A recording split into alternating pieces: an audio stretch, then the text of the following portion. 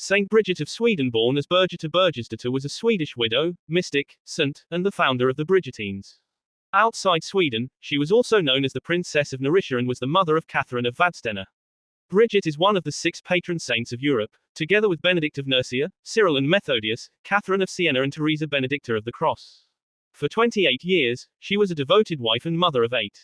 Following her husband's death, she pursued a life of contemplation and charity, caring for the sick and the poor. She is one of the most prominent women of the Christian Middle Ages. Saint Bridget is renowned for her astonishing revelations documented carefully by her confessors, filling several volumes. Their accounts of her visions of biblical scenes, especially the Nativity and the Crucifixion, have greatly inspired imagery in Christian art, and her devotions have inspired popular piety. It was, however, for her practical works of charity that she was canonized, and not for her private revelations. Bridget was born in Finster in Sweden. From childhood, the Lord granted her special graces, visions and an extraordinary understanding of divine mysteries. At age 7, she had a vision of the crucified Jesus in all the suffering and sorrow of his passion, which enkindled within her a deep devotion for our Savior. The daughter of a wealthy governor and judge, at age 13, Bridget married Ulf Gudmarsson, a prince, who was then 18.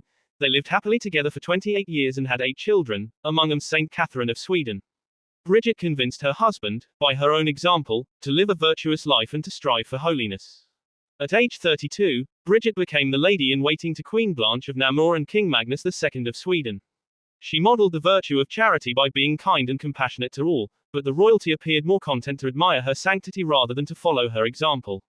After her youngest son died in 1340, she and her husband went on pilgrimage to Santiago de Compostela. On the return trip, Ulf became quite ill, and they returned home soon afterwards. Upon their return, Ulf entered the Cistercian monastery and died there at the age of 46.